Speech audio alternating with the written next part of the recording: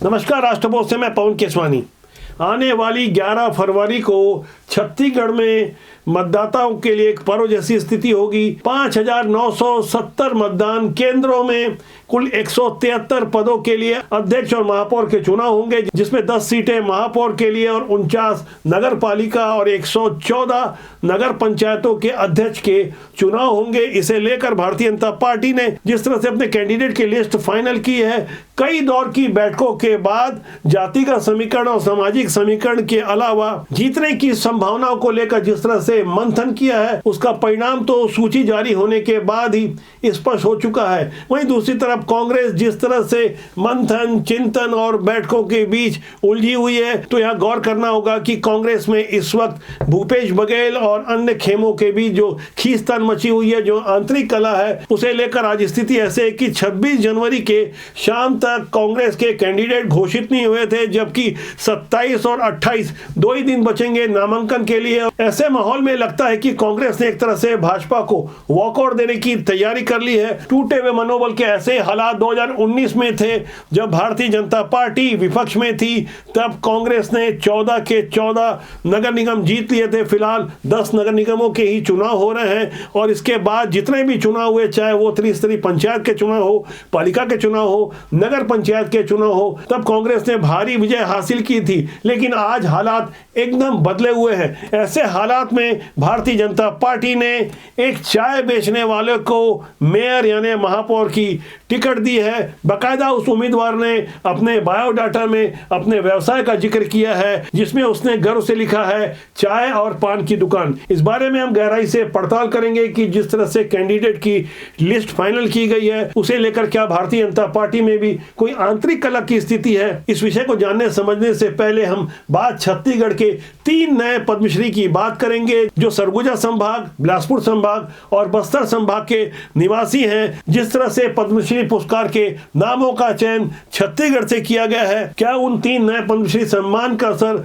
नगरीय निकाय के चुनाव में पड़ेगा? कोई ये प्रश्न करता है तो हमारा उत्तर होगा हाँ, क्योंकि नए दौर की भारतीय जनता पार्टी ने एकदम लो प्रोफाइल रहने वाले, योग्यता वाले ऐसे लोगों को पद्म पुरस्कार देने की परंपरा शुरू की है, जो मोदी युग से पहले नहीं होती थी। 1954 में हमारे देश में पहली बार भारत रत्न जैसे पद्म पुरस्कार की घोषणा की गई। लेकिन अब आपको जान के हैरानी होगी कि हमारे देश के प्रधानमंत्री रहते पंडित जवाहरलाल नेहरू और इंदिरा गांधी ने अपने जीते जी खुद को भारत रत्न का पुरस्कार दे दिया। लेकिन बाबा साहब अंबेडकर से वैचारिक और राजनीतिक मतभेद के कारण उन्हें भारत रत्न का पुरस्कार नहीं दिया गया। 1990 में जब वीपी सिंह की सरकार थी, भारतीय जनता पार्टी के सहयोग से वीपी सिंह प्रधानमंत्री बने थे, तब बाबा साहब अंबेडकर को भारत रत्न का पुरस्कार दिया गया था। पद्म पुरस्कारों में माथा देखकर चंदन लगाने की जो परंपरा गांधी युग में थी, तब अपने विदेशी दोस्तों को भी सिर्फ संबंध निभाने के लिए रेवड़ियों की तरह पद्म पुरस्कार बांटे जाते थे। ऐसी ही गलतियों को धोने की कोशिश 1992 में नरसिम्हा राव की सरकार ने किया। तब नेताजी सुभाष चंद्र बोस को मरणोपरांत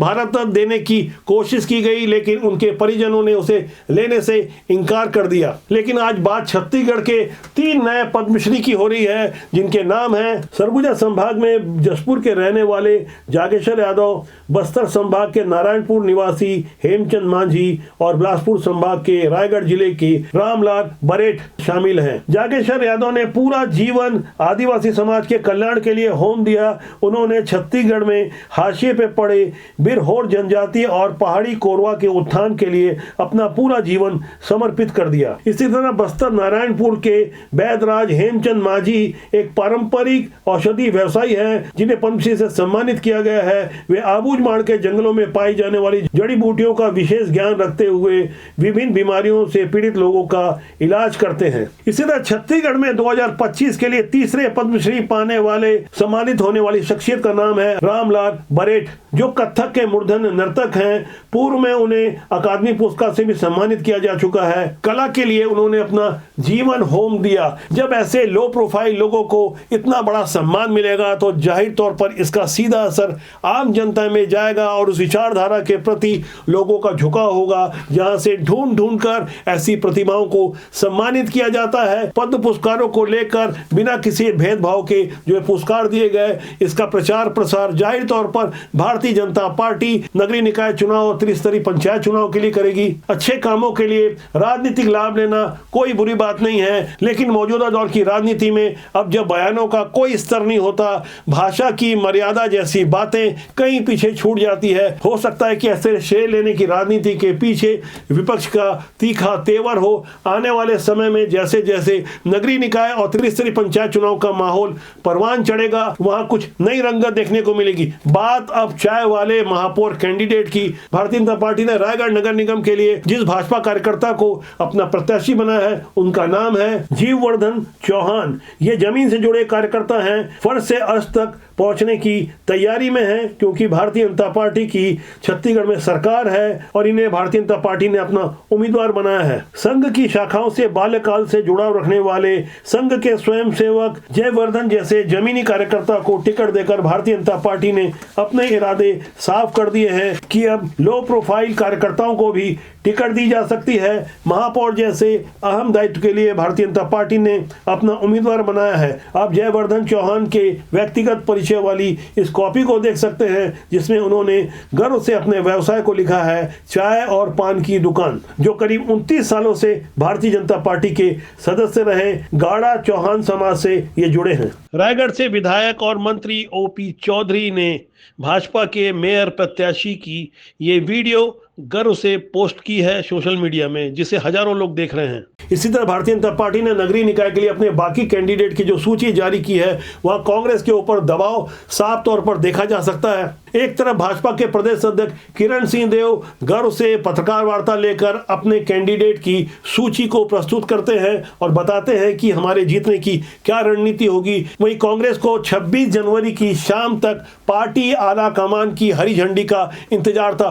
हो सकता है देर रात कांग्रेस की भी सूची आ जाए, लेकिन जिस तरह के अंदर खाने के हालात है कांग्रेस के, उस पर भी हमारी निगाह है। कांग्रेस से जुड़े हुए सूत्र बता रहे हैं भूपेश बघेल अभी भी छत्तीसगढ़ के कांग्रेस संगठन पर हावी होना चाहते हैं, जबकि दीपक बैज ने अपनी एक अलग राह पकड़ ली है, जिसका फायदा भारतीय जनता पार्टी को हो सकता है। वैसे भारतीय जनता पार्टी ने नगर निगम के लिए जीववर्धन चौहान के अलावा बाकी 9 कैंडिडेट जिनके नाम घोषित किए हैं, उनमें रायपुर से मीनल चौबे, राजनांदगांव से मधुसूदन यादव, कोरबा से संजू देवी राजपूत, बिलासपुर से पूजा विधानी, जगदलपुर से संजय पांडे, अंबिकापुर से मंजूषा भगत, दुर्ग से अलका बागमार, धमतरी से जगदीश रामू रोरा और चिरमिरी से राम नरेश राय को अपना कैंडिडेट घोषित कर दिया है। जबकि कांग्रेस ने अपने कैंडिडेट घोषित नहीं किए, लेकिन राजनांदगांव से मधुसूदन यादव जो पहले भी महापौर रह चुके हैं, सांसद रह चुके हैं, जमीन से जुड़े हैं, उनकी लोकप्रियता का आलम यह है कि दावा किया जा रहा है कि उनके लिए तो कांग्रेस के लोग भी काम करेंगे। जमीनी हालात पर हमारी नजर है। राजनांदगांव की सीट को भारतीय जनता पार्टी मधुसूदन यादव के कैंडिडेट घोषित करने के साथ